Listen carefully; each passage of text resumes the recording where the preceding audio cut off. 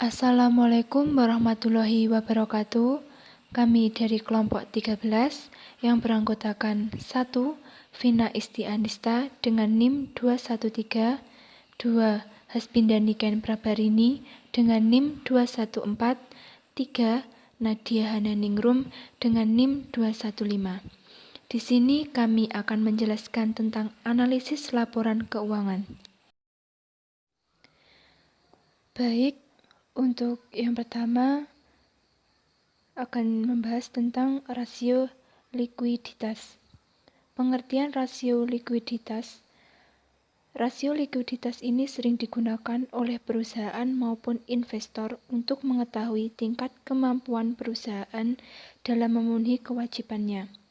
Kewajiban tersebut bersifat jangka pendek. Kewajiban jangka pendek itu seperti membayar tagihan listrik, gaji pegawai, atau hutang yang telah jatuh tempo. Tetapi terkadang ada beberapa perusahaan tidak sanggup membayar hutang tersebut pada waktu yang telah ditentukan, dengan alasan perusahaan tidak memiliki dana yang cukup untuk menutupi hutang yang telah jatuh tempo tersebut.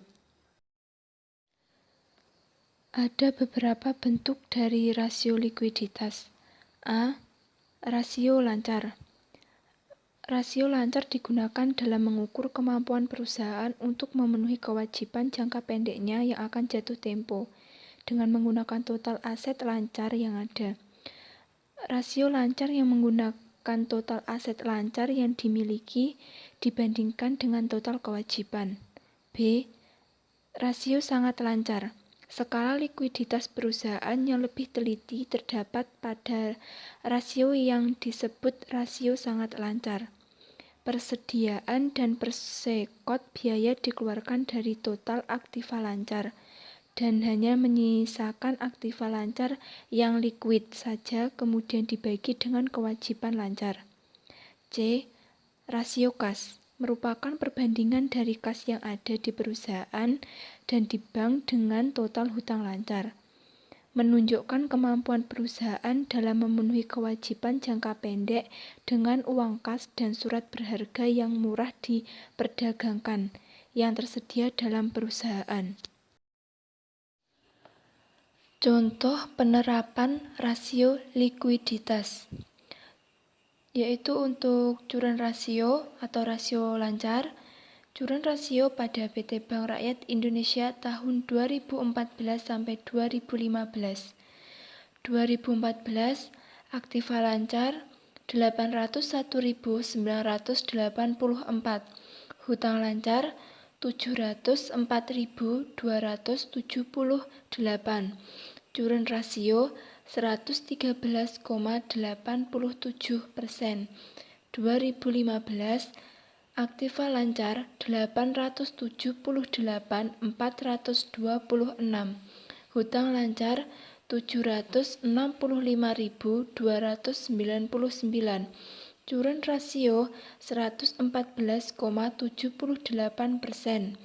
2016 aktiva lancar 1.003.644, hutang lancar 856.832, current rasio 117,13%.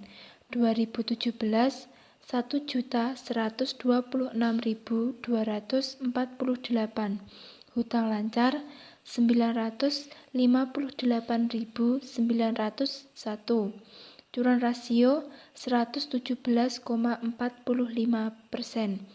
Untuk kas rasio atau rasio kas, kas rasio pada PT Bank Rakyat Indonesia tahun 2014 sampai 2017. 2014 kas 22.188.566, marketable security 8.307.503, current liabilitas 680.865.099. Untuk kas rasio 4,47%. 2015 28.470.000 11.316. Market Bell Security 10.532.381. Current liabilitas 733.606.581. Cash ratio 5,31%. 2016 25.212.024. Marketable security 24.800.781. Current liabilitas 856.831.836. Cash ratio 5,83%. 2017 kas 24.797.782. Marketable security 30.619.658. Current liabilitas 959.900.948. Cash ratio 5,77%. Untuk selanjutnya yaitu rasio solvabilitas. Pengertian rasio solvabilitas adalah rasio untuk menilai kemampuan perusahaan dalam melunasi semua kewajibannya, baik jangka pendek maupun jangka panjang, dengan jaminan aktiva atau kekayaan yang dimiliki perusahaan hingga perusahaan tutup atau dilikuidasi. Umumnya, rasio solvabilitas dipakai untuk mengukur apakah keuangan perusahaan asuransi sehat atau tidak, sehingga nasabah produk asuransi jangka panjang seperti produk asuransi jiwa bisa menilai perusahaan sebelum memilihnya. Rasio solvabilitas atau leverage ratio membandingkan beban utang perusahaan secara keseluruhan terhadap aset atau ekuitasnya. Ada beberapa bentuk dari rasio solvabilitas. A. Debt to asset ratio, yaitu total hutang perusahaan dibagi total aktiva dikali 100%. B. Debt to equity ratio, total hutang perusahaan dibagi total ekuitas dikali 100%. C. Tangible asset debt coverage, yaitu aktiva tetap berwujud dibagi hutang jangka panjang. D. Times interest earned ratio. Yang E. Long term debt to equity ratio, sama dengan total hutang jangka panjang dibagi total modal atau equity dikali 100%. F. Fixed charge coverage ratio, sama dengan EBIT ditambah biaya bunga ditambah kewajiban sewa dibagi biaya bunga ditambah kewajiban sewa dikali 100%.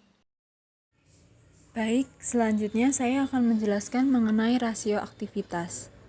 Rasio aktivitas adalah rasio yang mengukur tingkat efektivitas perusahaan dalam memanfaatkan semua sumber daya yang ada di dalamnya.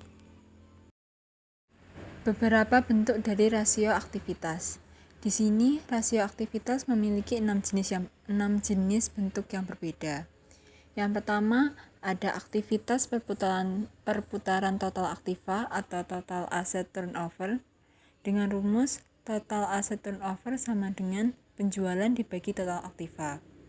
Yang kedua, ada working capital turnover atau rasio perputaran modal kerja dengan rumus penjualan dibagi modal kerja. Yang ketiga, ada rasio perputaran aktiva atau fixed asset turnover dengan rumus penjualan dibagi aktiva tetap. Dan yang keempat, ada rasio perputaran persediaan atau inventory turnover dengan rumus perputaran persediaan atau at cost sama dengan harga pokok penjualan dibagi rata-rata persensian. Dan ada juga rumus lain dari rasio perputaran persediaan, yaitu perputaran persediaan atau at market sama dengan penjualan dibagi persediaan.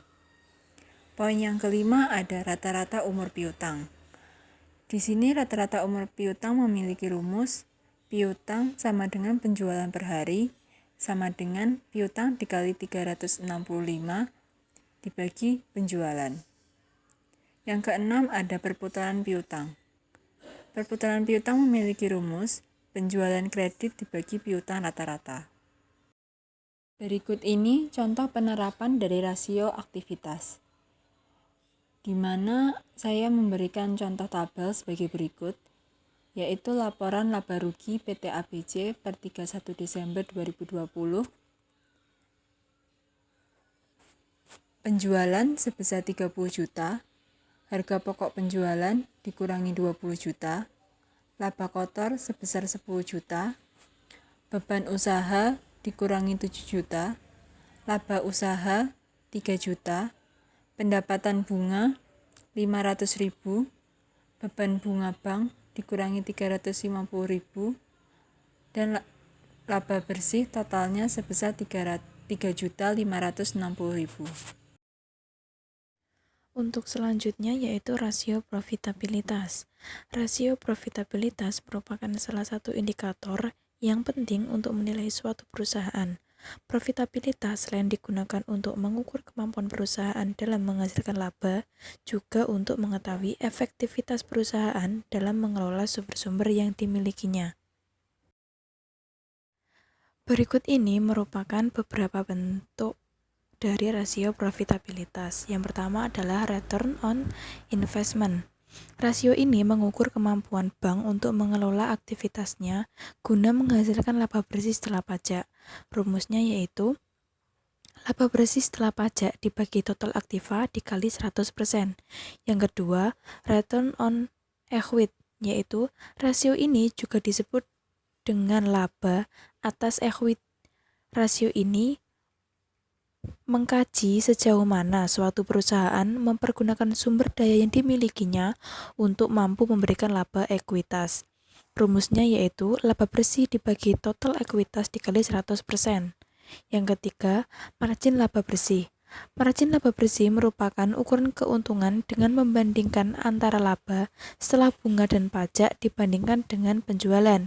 Rasio ini menunjukkan pendapatan bersih pada perusahaan atas penjualan. Rumusnya yaitu laba bersih setelah pajak dibagi penjualan bersih dikali 100%. Untuk selanjutnya yaitu contoh perhitungan atau penerapan rasio profitabilitas.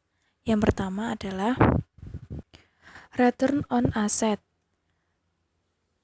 Berdasarkan perhitungan yang ditunjukkan pada tabel berikut ini, dapat diketahui bahwa return on asset pada tahun 2014 sebesar 3,02%. Artinya, setiap Rp1 aset yang digunakan perusahaan mampu menghasilkan 0,302 laba bersih. Kemudian, pada tahun 2015, return on asset sebesar 2,89%. Artinya, setiap Rp1 aset yang digunakan perusahaan mampu menghasilkan 0,0289 laba bersih. Kemudian pada tahun 2016 return on asset sebesar 2,61%, artinya setiap Rp1 aset yang digunakan perusahaan mampu menghasilkan 0,0261 laba bersih. Pada tahun 2017, return on asset sebesar 2,57%.